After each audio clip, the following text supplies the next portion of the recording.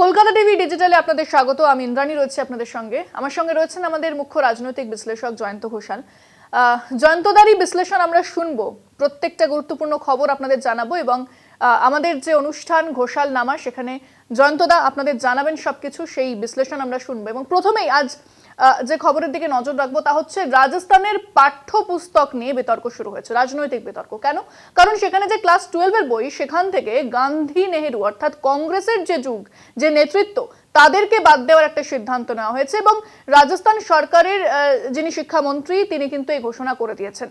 অর্থাৎ কেন এ ধরনের পদক্ষেপ বিজেপি শাসিত সরকারগুলো থেকে বারবার করা হচ্ছে, আমি বিষয় জয়ন্তদের কাছে আসবো। এটা কি কোনো পরিকল্পনা মাফিক, যেহেতু বলা হয় যে আরএসএস এর সেরকম কোনো সংগ্রামের ইতিহাস নেই স্বাধীনতার যুগে, তাই কি তারা পরিকল্পনা করে এই ধরনের পদক্ষেপ করছে?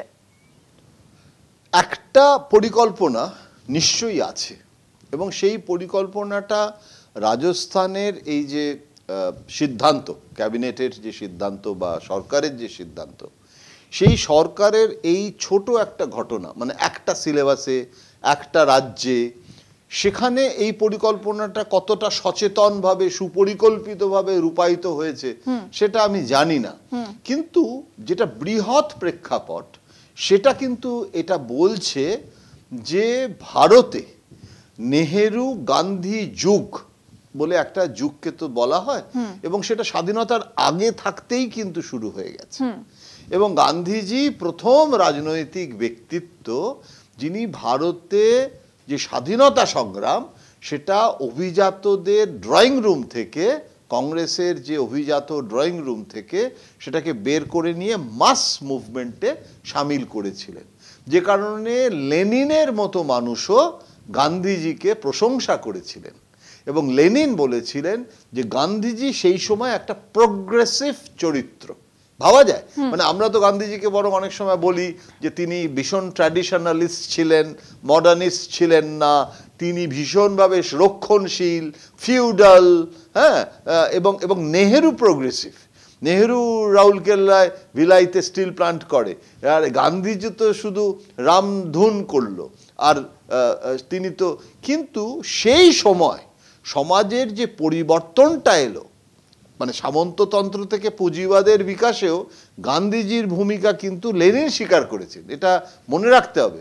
সেই গান্ধীজি এবং সেই নেহেরুর যে আখ্যান, যে ন্যারেশন ইতিহাসের, সেইটাকে বদলে দেওয়ার একটা কিন্তু সচেতন প্রয়াস, ঘোষিত প্রয়াস। এটা কিন্তু আরএসএস এর কোনো গোপন ঘোষিত নীতি, মানে অঘোষিত নীতি নয়, এটা ঘোষিত। তাদের বক্তব্য হচ্ছে যে গান্ধী এবং নেহেরুর যে ইতিহাসটা, সেই ইতিহাসটা ভুল, সেই ইতিহাসটা বিকৃত, সেই ইতিহাসটা অনেক বেশি ওভার, মানে আর কি ডোজ অফ, সেটাকে বাদ দাও একদম। এবং এই প্রতিফলন কি আমরা বারবার দেখতে পাচ্ছি কোন সিনেমাতে বা পাঠ্যপুস্তকে এই ধরনের পদক্ষেপ করা হচ্ছে? একদম, তুমি ঠিক বলেছো ইন্দ্রাণী, যে একটা ন্যারেটিভ বদলে দিয়ে আর একটা নতুন ন্যারেটিভকে উপস্থাপনা করা এবং সেখানে দেখানো যে তোমরা নেহেরু গান্ধী করেছো, তোমরা আরএসএস করনি, কিন্তু আমাদের ডক্টর সাহিব, আরএসএস এর ডক্টর হেডগেওয়ার, তিনি, তার যে ভূমিকা, সেটা তো ইতিহাসে পড়ানো হয় না।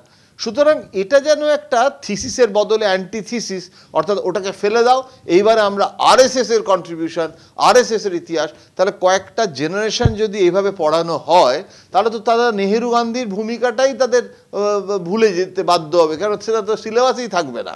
আমরা ছোটবেলা থেকে যে ইতিহাসটা পড়েছি, সেই ইতিহাসটাই যদি আমরা না পড়তাম, তাহলে তো শিবাজি আর পৃথ্বীরাজ চৌহান আর কিছুই জানতাম না, যদি না ইতিহাস আমাদের বলতো।